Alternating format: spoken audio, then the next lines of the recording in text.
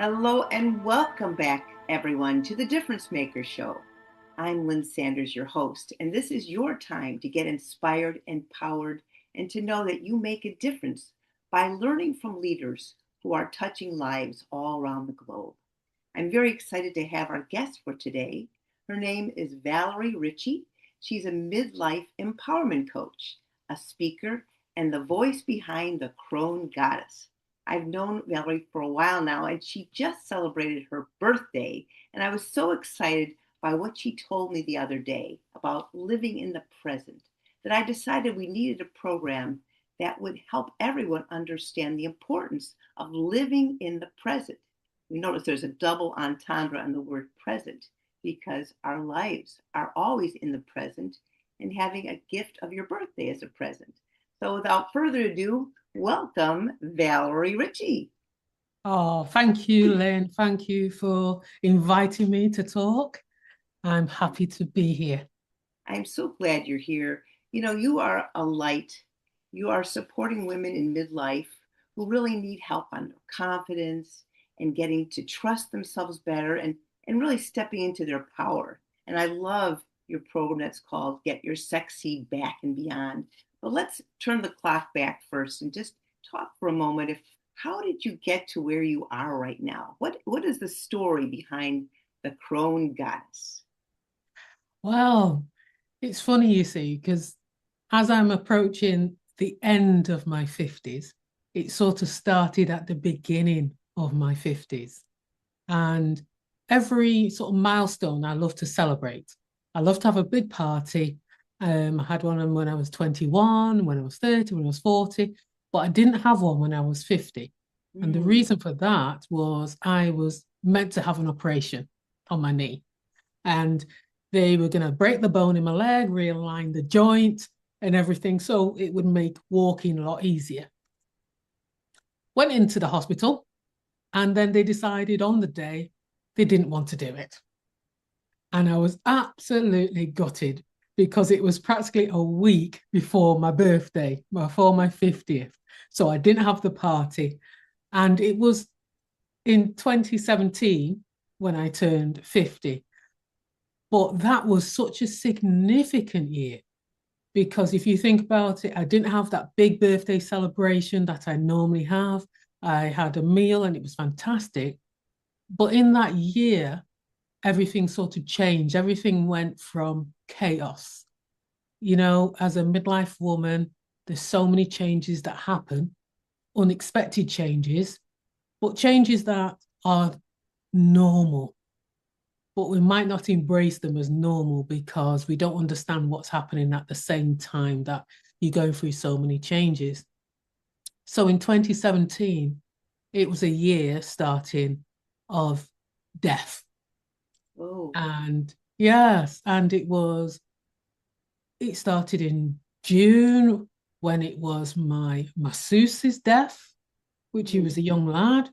But then later on in August, my mum. And Oh, it was like, hang on a minute, your youngest daughter's just turned 50, and then my mum dies. mm. And that was a massive, massive impact. I didn't realize just how much it was going to hit me. But within 6 months, my sister-in-law died. And Oh then my. between 2017 and 2019, there was like deaths after deaths after deaths, including my father, Oh, including, some friends, including my two dogs. And it was that period of time that was so chaotic. But I was just continuing, as many, many women, we just continue. We just go from strength to strength to strength, and we just continue, but we take those strengths for granted. In hmm. that time as well came the end of my career. Oh, tell us 30 about. years in education, and I was made redundant. So you think about all those little things that happen and just impact, and it's just building, and you're just living, you're just continuing, you're not stopping to take it all in. And what you tend to do is you hold everything down, you sort of suppress it because you're the strong one. You've always coped. But what you're doing is actually you're taking yourself for granted. And then Mm, ultimately, my marriage broke down as mm, well. So it was like the deaths, the career change, the marriage, the restarting again, sort of practically from scratch, trying to rebuild who I am. mm. Because as women, especially when we hit midlife, there's so many roles and expectations that we've already endured. We've Yeah. already labeled ourselves. If you're a mom, you're a carer, you're a wife, you're the manager, you're the caretaker of your, the life and whoever's in it.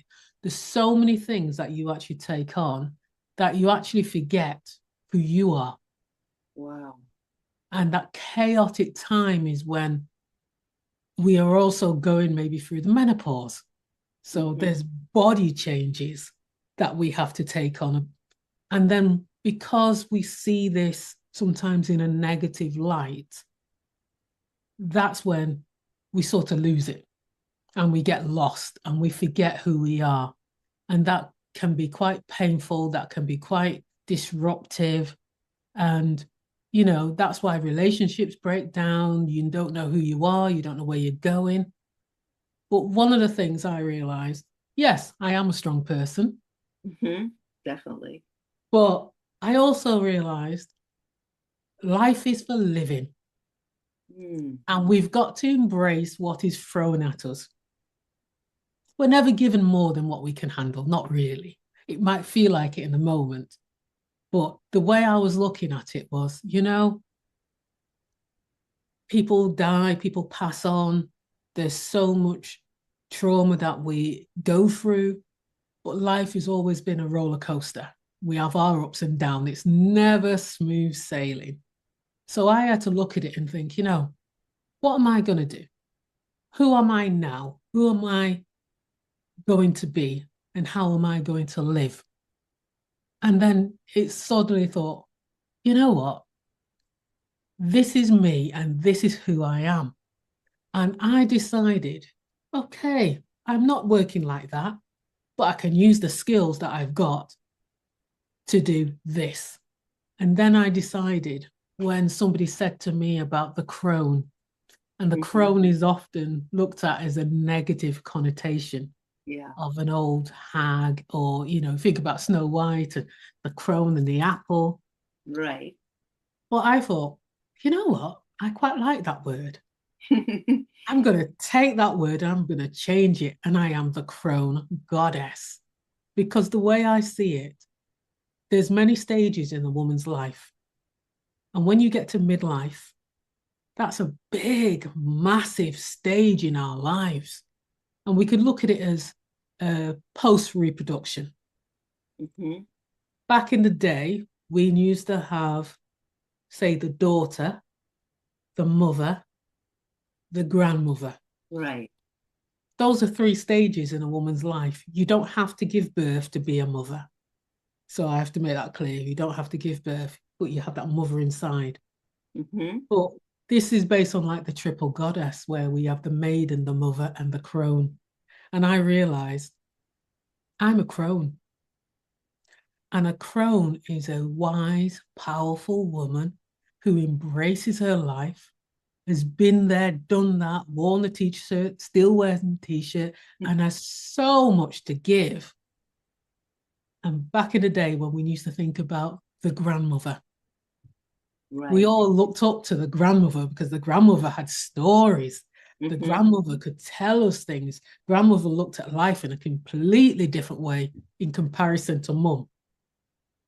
True. So that is that stage in our life where we need to embrace it. So I look at midlife as an initiation. When we think about menopause, and there's that negative connotation about menopause is using the word pause to reflect on Mm. our lives. Oh, I never thought of that. Yeah, but at the beginning of it is me. Mm. Yeah, Mm. me. So Me it's almost like pause. me Wow. pause. Oh, I Yeah, love that. Yeah. You also even transform the meaning to me of the word crone by adding the word goddess, because Yes. I know it made me stop when I heard you say I'm the crone goddess, because goddess is a higher being. And so Yes. you're blending the idea of the wisdom of the crone with a goddess, a higher being, which Yeah. all women in midlife can step into. Yes. Uh, Absolutely. And and it's just there waiting for us. Yeah, that's what I first met you. I was thinking, I never really thought about midlife changes. I don't Mm, know how many women are conscious or living in the present about how everything is going to be changing at midlife mm. because we just go along in our daily life. Yes. And I wanted you to share a little bit. I was so happy I got to talk with you on your birthday. What what did it feel like, and what would you say to others who want to get an idea of what does it feel like to live in the present, whether it's your Mhm. birthday or any day? Yeah. Give us some idea. I looked at turning 59, and the day before, I thought, oh, this is my last day Mm. at 58. And I never thought about it like that. And then because I was turning 59, I kept thinking, this is going to be a fantastic year because it's leading me up to my 60s. And I just felt on the day, which was yesterday, I felt so much peace and love and alignment and joy. And I woke up with a big cheesy grin on my face. I couldn't stop smiling. And I was going, it's my birthday, it's my birthday. And I'm like, wow, I'm going to be 59. I'm going to have a year of living. And I decided yesterday to take my time waking up and enjoying the day. And I had my nails done. And then I put some music on and I just started dancing. I love that. And it was just me dancing and enjoying it. And I had this smile on my face, and I just kept thinking, it's so good to be alive.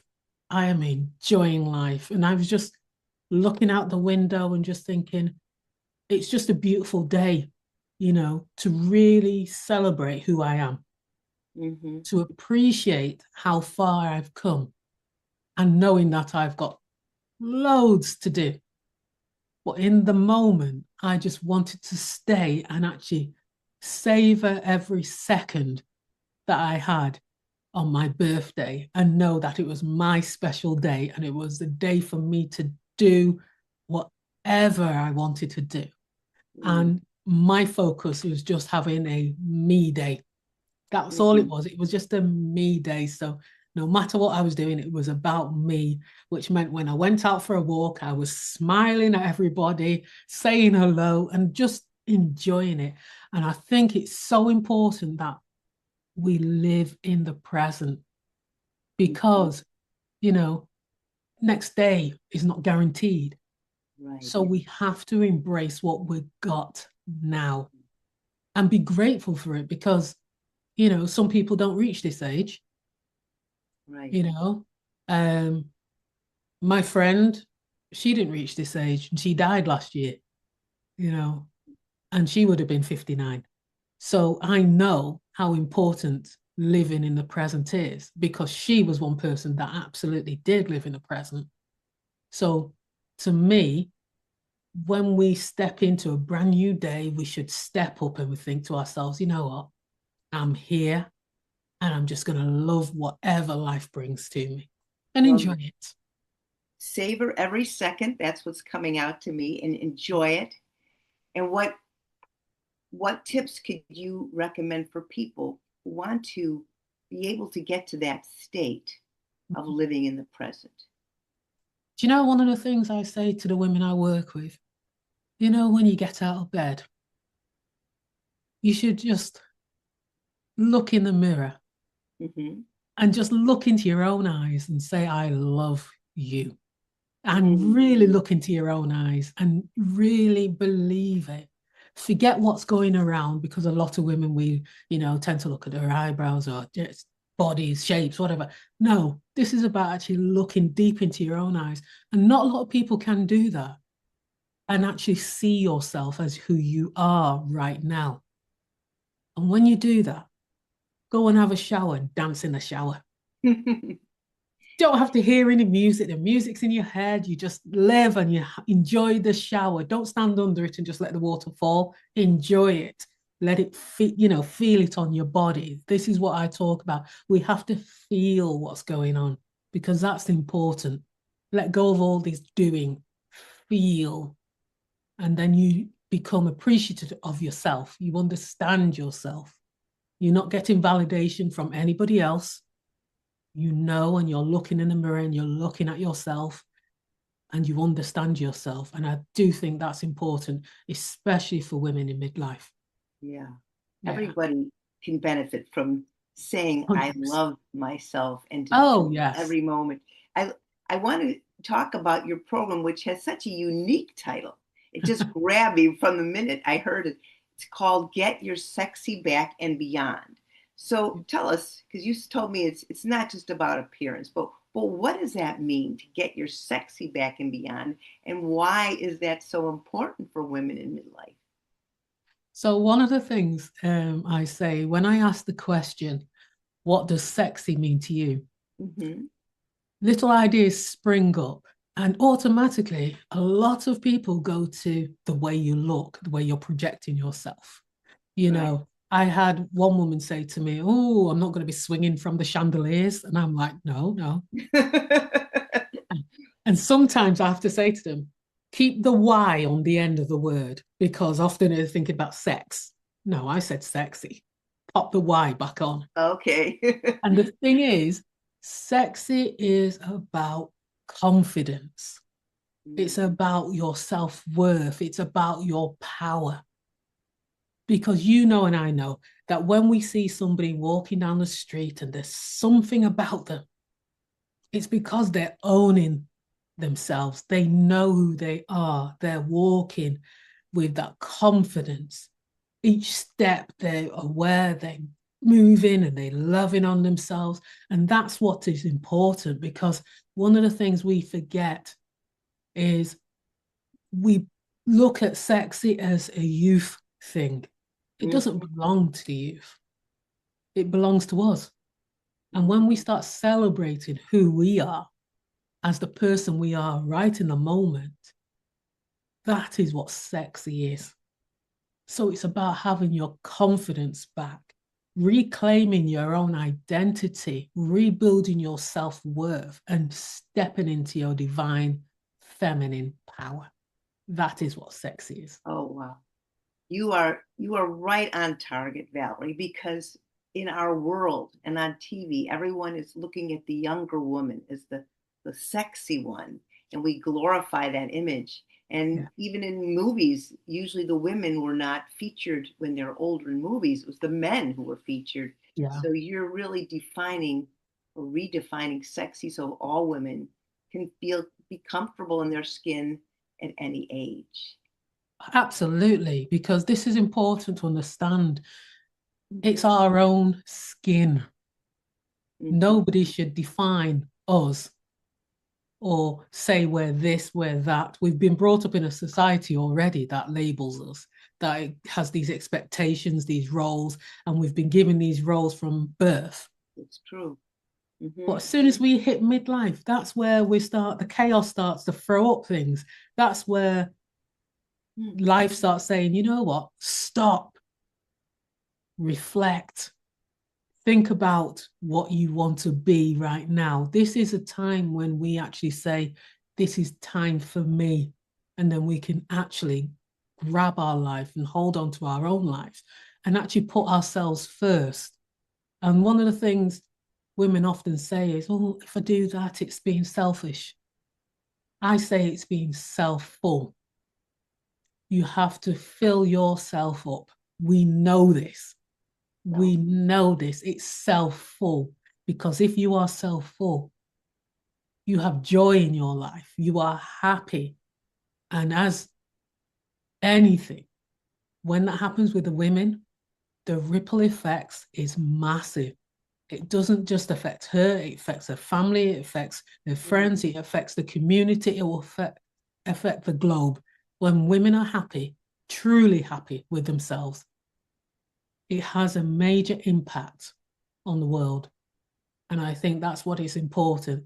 That's why we as Crone Goddesses, it's about us stepping up and embracing who we are now.